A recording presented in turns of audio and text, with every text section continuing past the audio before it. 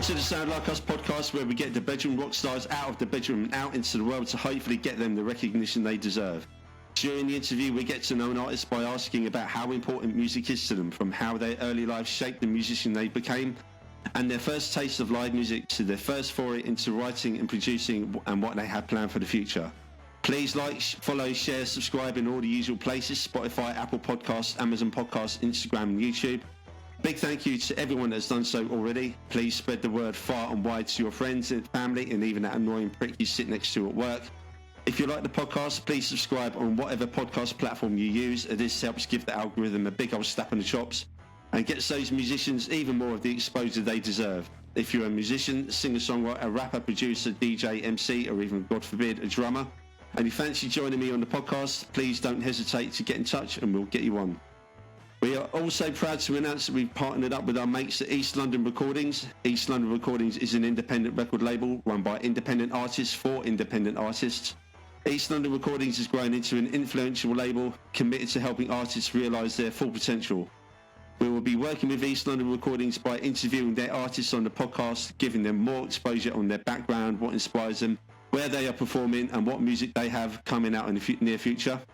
There will be many more things to listen out and watch out for, so keep those eyes out and ears peeled. Thanks for listening and enjoy the show. Welcome to the Sound Like Us podcast, and to today's guest, Dan Coburn, the singer from exciting up-and-coming new band, IC1s. Dan, good morning and welcome to Sound Like Us. How are you doing today? Morning, mate. Yeah, I'm good. Thanks for having me. How's it going? No problems. Thanks for coming on.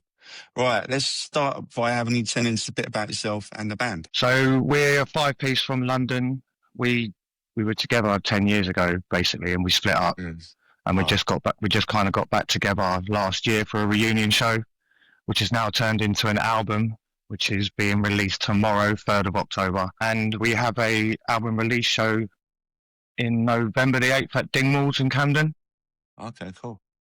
Come down if you can make it, obviously. Yeah, come down, everyone. All right, so I was actually talking about you. You can come down. I'll definitely come down. Everyone else can come as well. Did the music your parents listened to influence you growing up? In my house growing up, it was basically a lot of Motown and reggae and artists like Michael Jackson, Oasis Redding. So, I mean, I still listen to Motown now, not so much the reggae, if I'm honest. It was more like UB40 than actual proper reggae, if you know what I mean. But I had to find guitar music for myself. There was no guitar music in my house. Yeah, it's kind of the same. Were there any sort of specific artists, like guitar bands that you first got into? I think the first band I got into was, first guitar album that got me into guitar music would have been Nevermind by Nirvana. I think that's what got me into guitar music. Then after that, it was definitely Maybe was the album that made me want to be a singer in a band. Yeah. And then I think after that, once you start listening to other bands and they start listing their influences and you start listening to them, I think Abbey Road, the Beatles, was probably what made me want to be a songwriter. So Nirvana, guitar music, Oasis, be a singer, Beatles, songwriter. Yeah, that's quite a good triumvirate. So quite obvious. Can you share how your background and the places where you grew up had an effect on you musically? I don't know. A lot of the people I used to hang out with around school were mainly into like dance music. So it was only a small little section of us that was searching for guitar music. And I don't know how it's actually influenced it, to be honest with you. I mean, I suppose some of the lyrics in the songs talk about growing up and being little shits when you're kids and stuff like that. Yeah. So it influenced in that way. It brought good stories, I guess, which sometimes you can bring out in the songs. Yeah. Were there any like particular incidents growing up in the community that helped to shape you musically? Anything that stands out that you can remember? Not really. I mean, at school, we kind of got a band together and we just did covers. We basically did the whole Oasis set. Couple of Nirvana songs in there. I think we did a cover by Silverchair, Pure Massacre, I think it was called. The other boys in the band, they were kind of into heavier metal type stuff, so I had to convince them to play what I wanted. But I think we were the only band at school, so we used to play like canteens, school canteens and stuff like that after school and shit like that. So I suppose just doing that when I was younger just kind of influenced me to carry on doing it through adulthood. Yeah. It's been a long time now. Yeah. So, right, imagine you're in a branch of HMV and you're putting your record in the rack. What genre would you put it in?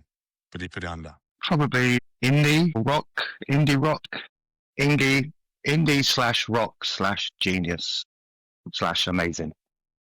And in fact, our record is going to be in HMV from tomorrow.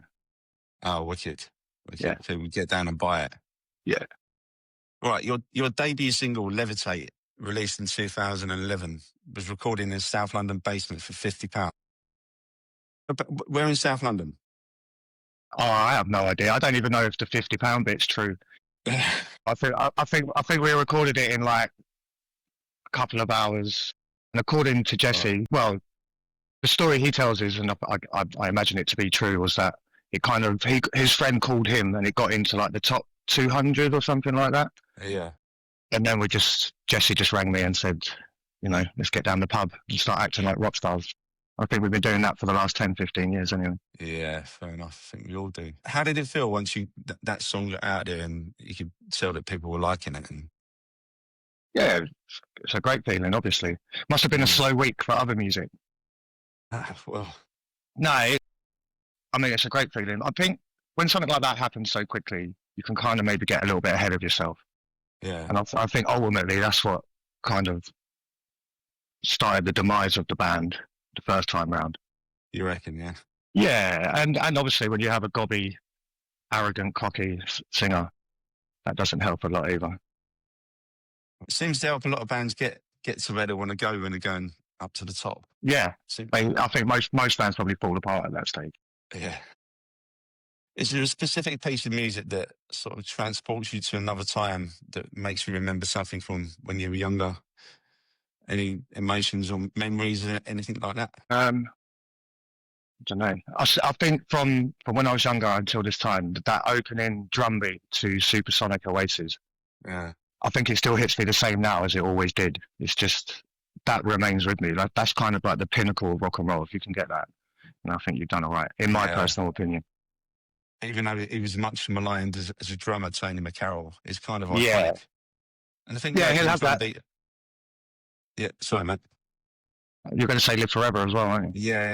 Yeah. Even the opening of Live Forever, which is probably what made Noel think he was shit, because I remember the video of Noel burying Tony McCarroll in a grave. Yeah, I remember it. It's still iconic, isn't it? Yeah, it's still. Listen, because Oasis fans are nuts. You're not part-time Oasis fan. If you're an Oasis fan, you're mad about them. They still treat Tony McCarroll as a rock star. Do you know what I mean? He is still a rock star, I guess. He's played on Definitely Maybe, which is probably the greatest debut album of all time up until this point. Yeah. And he played on their first #1 as well. I might say it's the only song he played on the album. Isn't it? Yeah. That's my favourite Oasis song, probably. I change it every day, but today that's my favourite.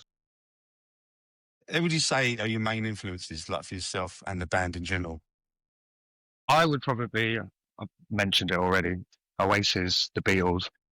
Jesse would probably say more something like Metallica, some other heavy metal band that I probably don't know. John would probably agree with me on Oasis and the Beatles. Jacob probably Oasis as well. Andy, the drummer, he loves Blondie, so he'd probably say Blondie. So I don't know if all of that massive. Yeah, I know you wouldn't expect it, but drummers, isn't it? Yeah, it is a good mix. Fucking drummers. Right. So they kind of help us. Nah, a random question for you. If you could take anyone to any gig in history by any artist, A, who are you going to take? B, what gig would it be? And why would you take that person to that gig? Caught me a little bit off guard there. Yeah. Gig. I suppose, I don't know. Maybe I would take I've got twin brothers, you see, so I'd take both my brothers with me. We transport back to the late 60s when the Beatles played on the rooftop. A bit of that iconic gig, yeah, that would do. Yeah. I'll take that one. My brothers will love it. So. Yeah, cool. Right. What was the first piece of music you ever wrote? I don't know. There was a period of time where there was quite a few songs going around. One that I'm going to claim to be the first one is a song that's actually on our album. It's called "If You Don't Like It, You Know Where the Door Is." I used to just go around to my sister's house, and me and my brother-in-law would write songs before the band started. And that would be like one of those ones that happened. Whackjack on the album, that's also another song that happened like that as well. Okay. Yeah, so it's just basically, is it that? No, we're going to go with that. If you don't like it, you know where the door is. That's cool. All right. So do you remember the first gig you went to? Yeah, it was Oasis, which won't surprise you. No. Are all these going to be about Oasis? Mainly. I think it was Wembley. I've been to loads of Oasis gigs since then, but they always hit the same way. I went in July as well. It's superb. Yeah. So. Yeah, what, the opening night? Opening night at Wembley. Yeah, I was there. That's the night I was there. Me and Jesse. Oh, I thought it was a successful return to form, man. I thought it was great. I thought Rich Dashcroft was great as well, and cast. Yeah. It was a real good day. And they played songs that they never normally play, like some might say. They never normally played that live. So yeah, it was massive. Yeah, it was incredible. Because I thought, right, I'm just going to go to the gig. That'd be like a bookmark the end of me seeing Oasis live, and that probably never do it again. Yeah, I said the same thing. Fucking blew me out of the water, you know. It's better than anything I've ever seen them do. Listen, because do you know what? There's been such a lack of good music over the last decade or so, and we've missed it. We've missed it big time. And now they're talking about the rumours of doing Nebworth next year. You're going to have to take that bookmark out, I'm afraid, and go again. Take it back to the library. So where was it you first saw him? I think it was Wembley Stadium. Yeah, I saw him at Wembley Arena. No, was that 97? Yeah. Yeah, no, I was there. It was great. Supergrass in support. Yeah, I got to see Supergrass sound checking that day on my own. You lucky, mate. Do you know what? I remember going to those gigs, and the first night, because I went to all 3 nights at Wembley Arena. Me and my mate Michael. The first night, it was like we're trying to rush Supergrass off so Oasis could come on. By the end of the three nights, we were there for Supergrass as much as we were Oasis. Yeah. They're a great band. Oh, brilliant. Their first album, I Should Cope, is one of my favourite debut albums. It's superb. Right. Alan McGee, who, funny enough, discovered Oasis, former head of Creation Records, described you as brilliant and post everything. What was it like getting that recognition from such a legend in the music scene? I mean, it's true. It's not difficult. Of course, it's great. We met Alan. I think we played Deaf Disco. He had like a DJ set, or he was running like Deaf Disco at Notting Hill Arts Club. We ended up getting like a monthly residency there, and he would watch us every week. So we kind of got to know him a little bit back then. He's a lovely bloke, and of course, we still use it in our Instagram bio. Yeah, fucking so would I. I think it's possible that he's coming to the show in November. So I'm told. Brilliant. That'd be amazing, like having him there. So you also signed by one of the Libertines. Tell us a bit about that. Yeah, Gary Powell. He had the drummer. Yeah, the drummer. It's always the drummer. He had a record label called 25 Hour Convenience Store, and it's just we were kind of running in them circles at the time, so we kind of signed to the label, and I think we did one single, and I think it was called Karma. It was alright. It was good. Like you say, it's good to have the name attached. I think we had to pay for it ourselves still for the pleasure, but it was fine. Yeah. Money. Trying to. No, but he's a really good bloke. He's good fun. Yeah. Yeah. Hopefully we'll catch up with him again soon. Yeah. Right. So, can you remember the first live performance you ever did as a band? As IC1s? Yeah.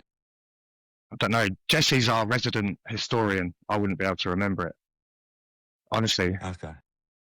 But we probably started in, there's in Harrow, there's a bar called Trinity Bar. And it was kind of where all the local bands started. It was kind of the scene that we was a part of at the time. There'd be like 8 new bands a week.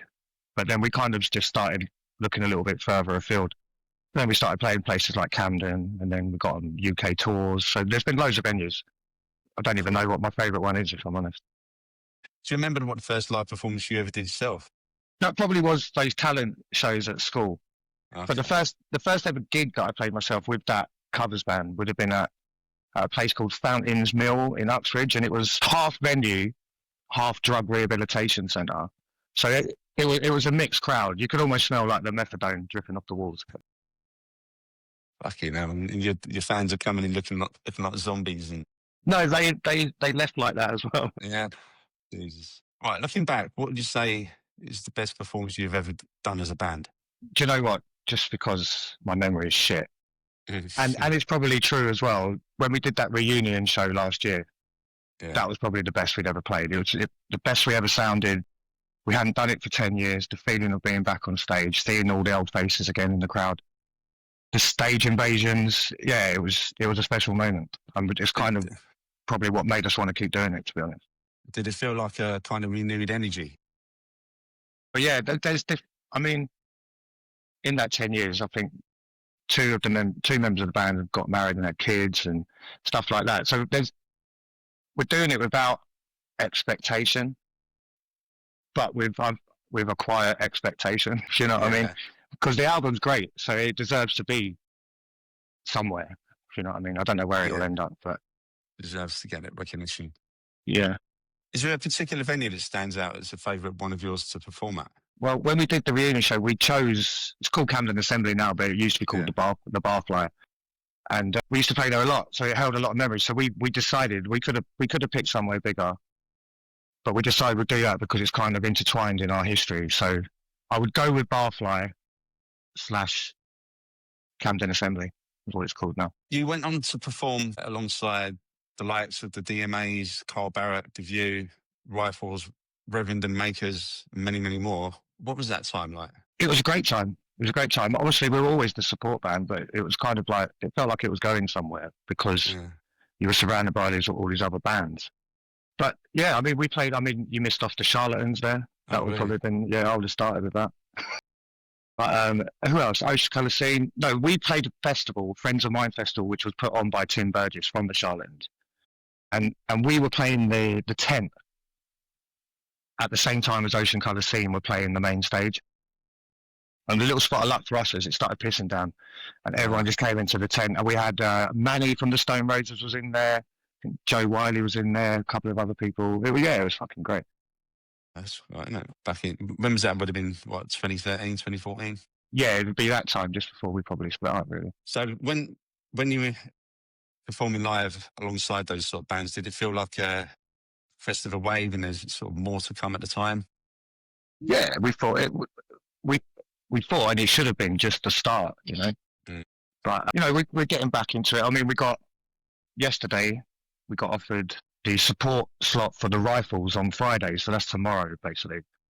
So we're starting to mingle again with some of the names. Yeah, so it should be good, man. Yeah. Right. Hopefully we'll get that support slot at Nebworth next year. Yeah. Well, you never know. We'll try. Right. It says here, owing to the long-standing tradition of bands destroying themselves in the maelstrom of ego arguments and bad management, the band fell apart in late 2014 before the album's release. What happened? Probably a culmination. I don't want to blame it all on one thing because that would be unfair.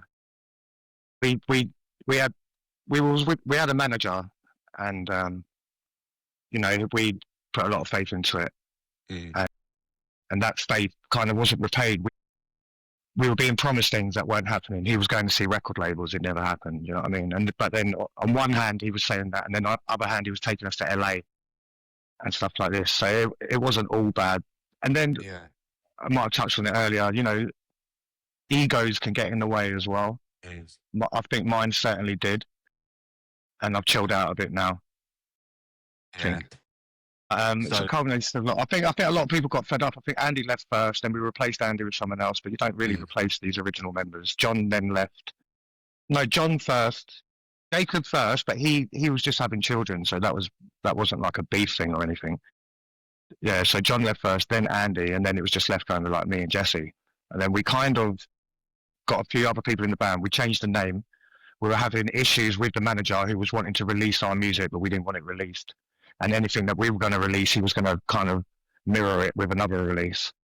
So it just kind of got a little bit messy. And then it just kind of got to a point where it's just like, fuck this, can't be asked to do it anymore. So your manager was it wasn't acting in your best interest? No, it wasn't. I mean, because at the end of the day, I don't know how we found out, but we found out that all these promises that he was doing, going to these record labels, he was never doing it. He wasn't doing it. So it was all just a load of bullshit, really, just full of lies. And and when you have all this expectation and you think things are happening and you're assuming things are happening and then you find out they're not, it's quite heartbreaking, really. Yeah. And I think maybe a lot of people had enough. When you place that amount of trust in someone that you think is working in your interest in or not.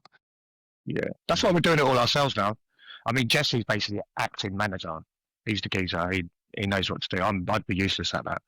Yeah. I'll just sit here and do podcasts. Yeah. I think it's a bit easier with all the stuff you've got available now. You've got, you've got the social media, there's all these other websites. You can just pick your own music out. And it's also harder though, because everyone thinks they're a musician now.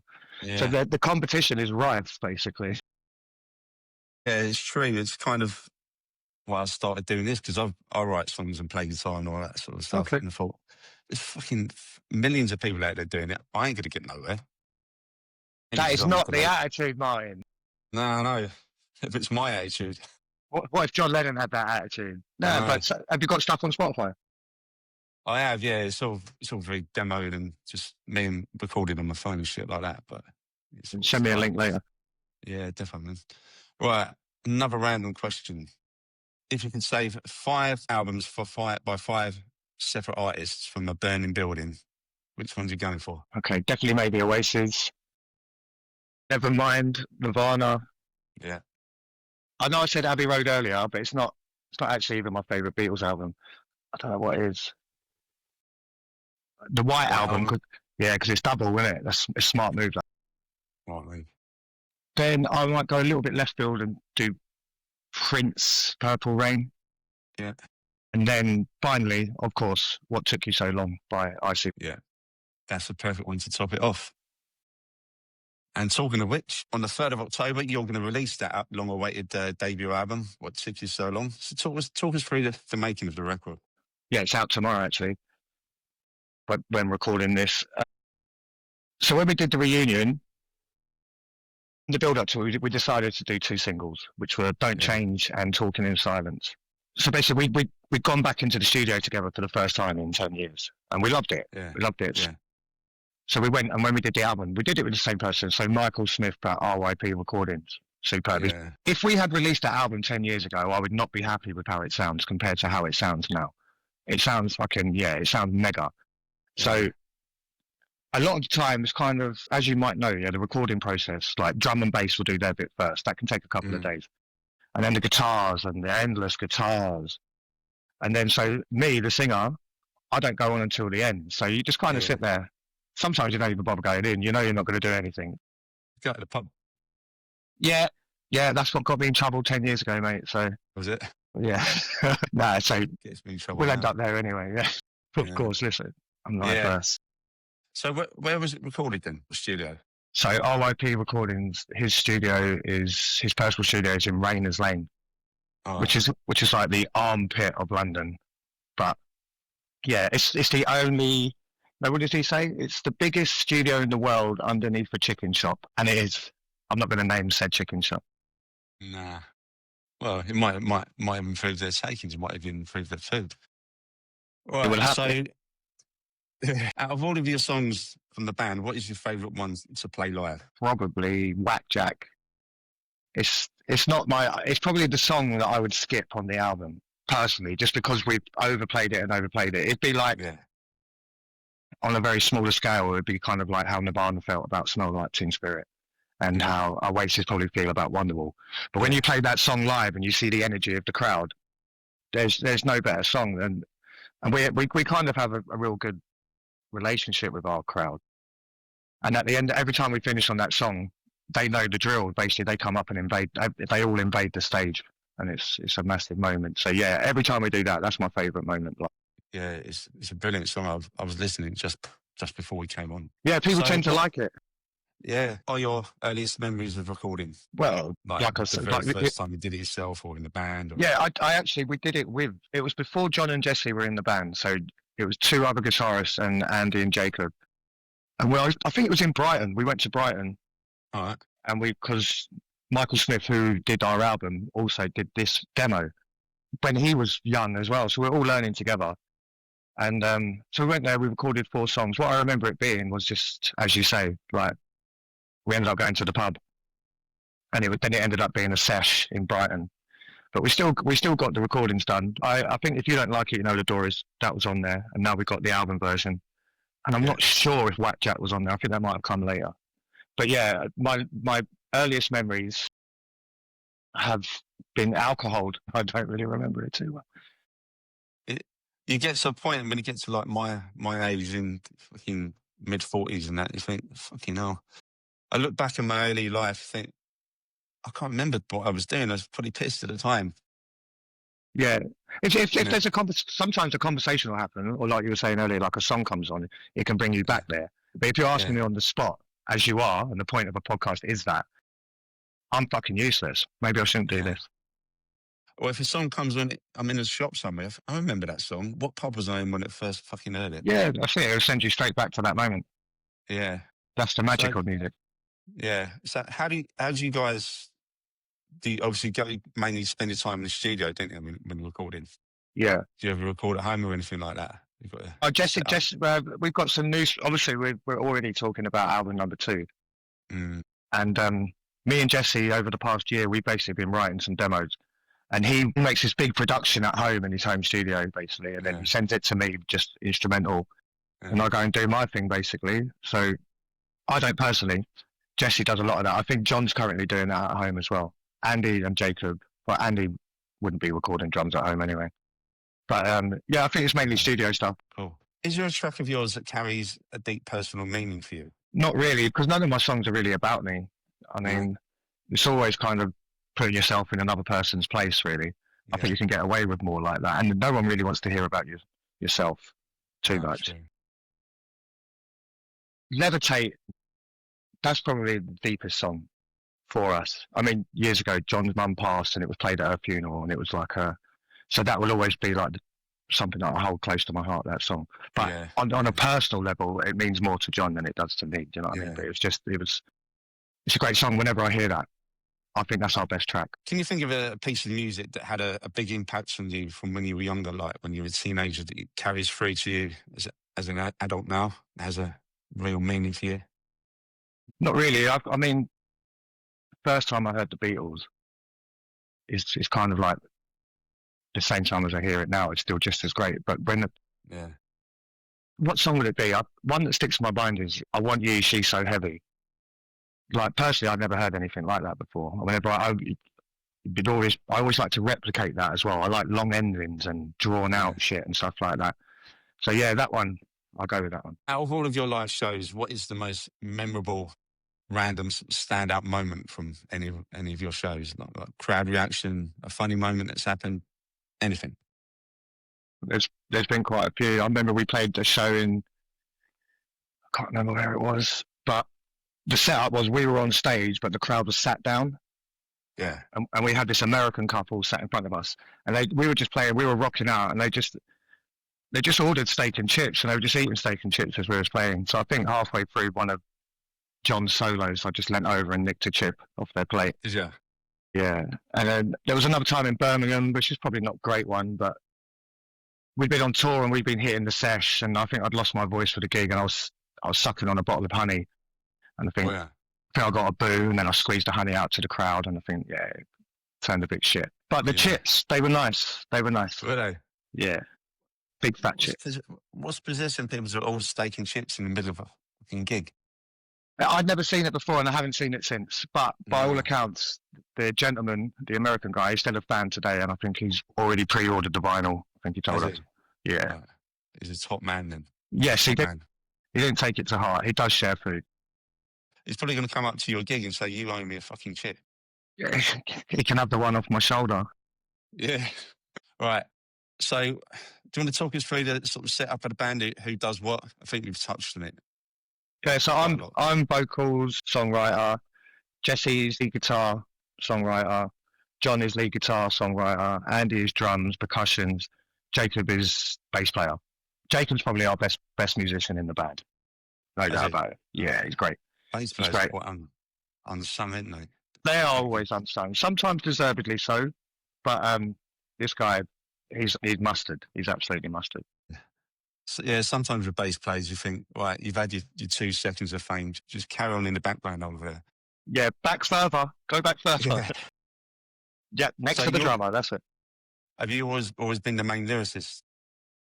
Yeah. I mean, when I write with my brother-in-law, we share the lyrics, but when I write on my own, Yeah. it's just me. I'm not against others writing it, to be honest with you, No. but I don't know, it's more believable if it comes from me. Yeah, it's more meaningful, isn't it? Because Yeah, I remember I but was I, in I a like doing it. It's kind of a hobby now, if you know what I mean, rather than... I remember I was in a little duo with someone a few years ago, and we kind of wanted to work together with lyrics and stuff. And I thought, no, you do the lyrics, I'll do the music, and that's kind of how it works best. Yeah, sometimes I think with if you're sharing the lyrics, it's not easy to be on the same page, is it? I think No. luckily with me and my brother-in-law, we're family, so we always had a connection songwriting wise. Yeah.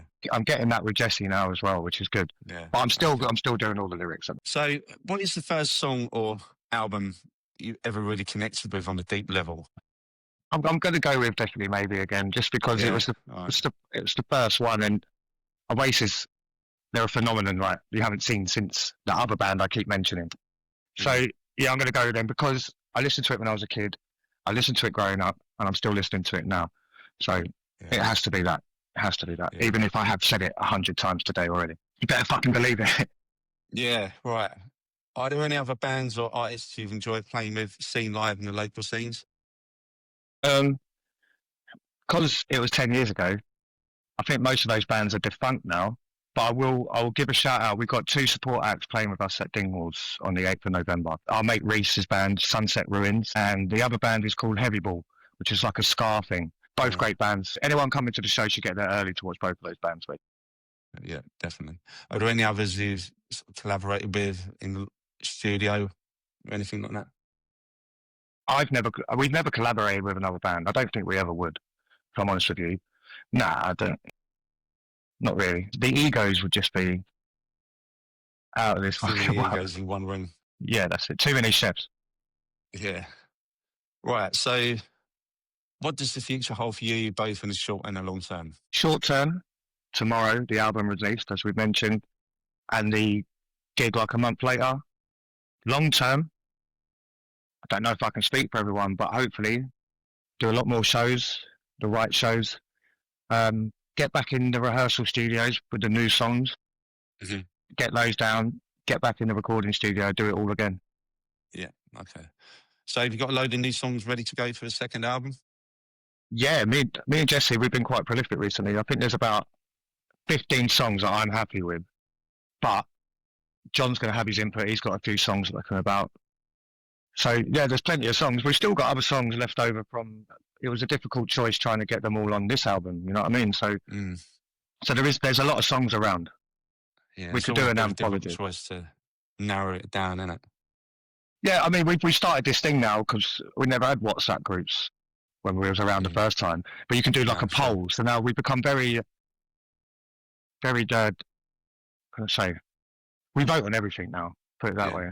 Even it's more the colour way of kind of majority rules. Yeah, definitely, man. Right. So all animals are equal, but some animals are more equal than others. Yeah. So I should get 2 votes. Well, singing should always be the deciding vote, always. Yeah, of course. Of course. Tell them that. Yeah, yeah. I'm not sure Noel Gallagher would agree with that, but no, of course not. He would never have that. He would never have that. Right. And that brings us to the end of the interview. Have you enjoyed being on? Yes, thank you for having me. Yourself. No, listen, that's not you making me repeat myself. That's me being very small-minded, basically. No, yeah, right. yeah. I was nervous to start with, I'll be honest with you, Martin, but we cracked on through. Yeah, I'm out of my comfort zone here. I like performing. Do you know what I mean? Then talking about performing is a little bit different. But yeah, it was nice. Thanks for having me on. That's all right, man. I mean, I was nervous when I first started doing the podcast as a whole, but I've kind of grown as it's come on. So yeah, look at you now. Look at you now. I know. I'm still in my fucking front room doing it. That's it. Don't pay for studios, mate. I'll get a studio one day, hopefully. Good man. Right, so you want to reiterate about the album release and the gigs coming up in support of it? Album's out tomorrow, 3rd of October. It's called What Took You So Long by IC1s. You can find it on Spotify. Already got some singles from the album on there now. There's still a few tickets left for the Dingwalls show on the 8th of November. Just Google that, IC1s at Dingwalls. You'll find that easy enough. And hopefully we'll see you all there. Yeah, definitely. Right. How can people reach you online? Got socials, website, all that kind of stuff? Just IC1s on Spotify, IC1s Instagram, IC1s Facebook. I think there's a TikTok. I have nothing to do with that. I think Jesse's got that. Just all the usual, basically. Just search IC1s. That's an I, a C, the number 1, and an S at the end. I've got to ask, where did that name come from? It's actually police jargon. Yeah. It's police jargon, basically. It was my brother-in-law. He was an MC at the time, and basically there was another MC out, IC3, and he was IC1. Right, really, okay. and really, it just went from there, basically. I used to work in the shop and used to have security guards with a walkie-talkie all describing like IC1 male, IC1, IC2 male. Yeah, no, I mean, the thing is just we're not all white in the band. It's just kind of like more of a, we're all one. I only see one. I only see one type thing. Do you know what I mean? So that's a good description, that. Good, because that got me out of a lot of trouble. Thank you very much, Martin. Please like, share, follow, subscribe to the Sound Like Us podcast and Instagram, YouTube, and all that other shit. Right, finally to play us out, do you want to introduce your new song? What song is it that you've got for us? White Jack. Okay, all right, this one's, well, I didn't know, it was out of the 3, so I could have introduced the wrong one. And then, anyway, so this is called Whack Jacks by IC1s. Enjoy it. See you in November. Thank you. Dan, it's been a pleasure having you on. Thank you for taking the time. Thanks a lot, Martin. Cheers, mate. No worries. Cheers, mate. All right. Won't you listen to this song? Though I probably get it wrong, all I want for you to do is notice. Open your eyes and look to the surface. How many times have you broken my heart? 'Cause I'm so mad into you, I'm willing to go there no matter how far. But it's time you knew,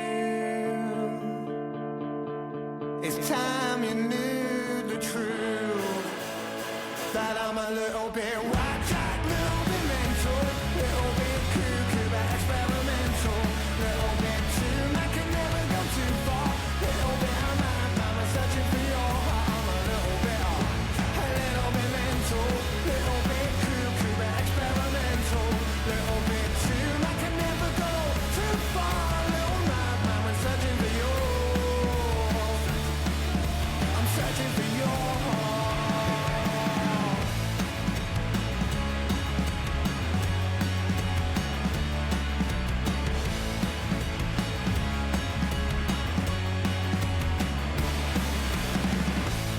Well, I know that this ain't stalking, though you probably think it is. I know that I watch you when you're walking, but for me you're all there is.